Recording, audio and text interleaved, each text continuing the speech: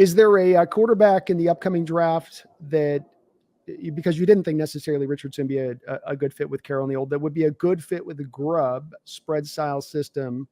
Not that we don't like Geno, not that we don't like Cal still a little bit, but just as maybe a guy that you kind of look, boy, him in that system. Look at not as many as there were this year. It was a better quarterback draft so far. And again, the complete caveat coming from a draft guy is things will change. Yes. Guys will get injured. Guys will go back. Somebody will come flying up the board. They always do. That was Jaden Daniels this year. It was, Joe Burrow the year that he had at LSU. Funny that both those guys came from LSU, but the quarterback picture will be different by the time we get to draft time. But right now, early as it is, midsummer, certainly Carson Beck from Georgia. He's got some really interesting skills. He's at a very high profile program.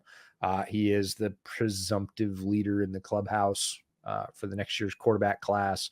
I was, thought that he could come out this year. I think he looked at this year's class and went, yeah. I could be, top 3 for sure, or maybe 5 or 6. I'll go top 3 for sure. Like, we'll do that. And then the other one is a little more interesting. Connor Weigman from Texas A&M.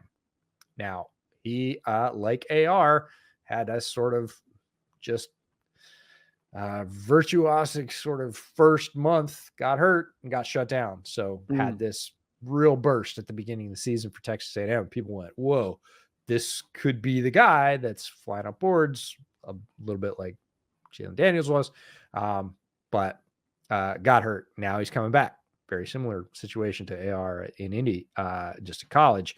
And there's a lot of people going, he could be the guy this year. Like we thought he might be the guy last year. He could be the guy this year that really makes a run, really makes a rise, and is, forces his way into that top 3, top 5 conversation by the end of the year, because he showed some real growth, some real explosion at the beginning of last year. So those are 2 guys that I would keep an eye on. There are many others. You mentioned Shadeur Sanders for sure, Colorado. Quinn Ewers, Texas. Quinn's got to do some things again. I've seen Quinn live. I've seen Quinn do stuff for the last 2 years live, and he's in a tough spot at that Texas. Like I don't. No, I don't. I was going to say I know what Steve Sarkisian's thinking. I don't.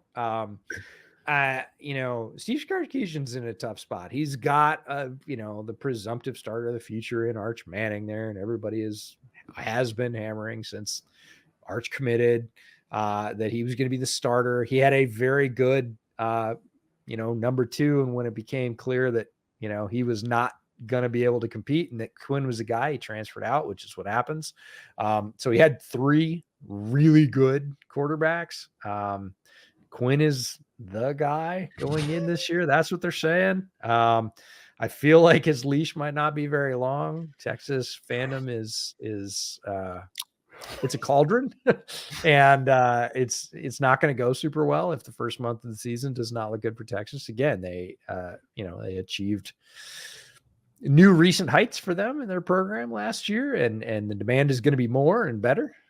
Finish it off. Mm-hmm. And again, if you stumble in the first couple of games of college football, it's very, very tough to get back up. And if Quinn has a slow start, it doesn't show what I would call continued growth, the calls for Arch, right or not, and I'm not in that program, I don't get to say that, are going to be deafening. I've got friends that live in Austin. I spend some time there.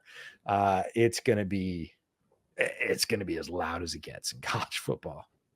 It's not as probably what's the last point we could ever think of a guy who's a good quarterback at the college level being pushed by some, just, maybe go back to like Drew Henson with Brady, where Brady was kind of in there at Michigan, and then Drew Henson came along as that 5-star to go way back. But I can't think of another time where guys pushed as hard by a quarterback behind him. And, coming off, like you said, one of the highest spots you've taken Texas to recent years, and at least their win-loss record goes. But boy, you just watch him play, and it's just hard to get.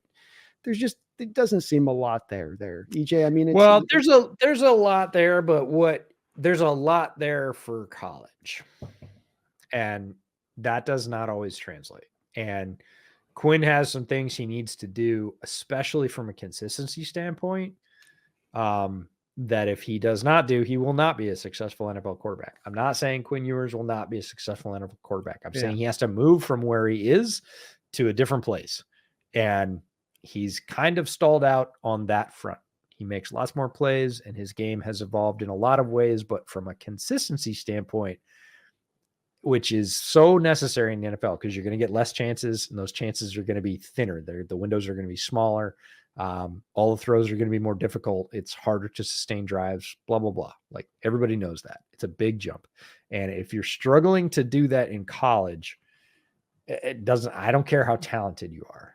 There's a piece of doing that. And Quinn has not figured it out yet in a way that will translate to the NFL. Obviously, it worked very well in college. His team did great last year. He did not necessarily do great.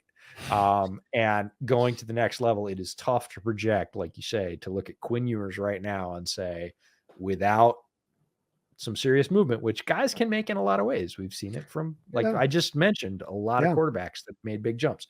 Guys have personal coaches. They can change those coaches and get different instruction, which he's certainly going to have the option to do, as all quarterbacks do.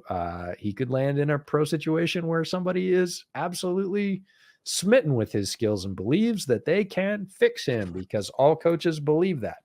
Like all coaches, I'm the one thing I've learned about this game and all the coaches I've met is there is not a coach out there that doesn't look at a guy and go, I can fix him.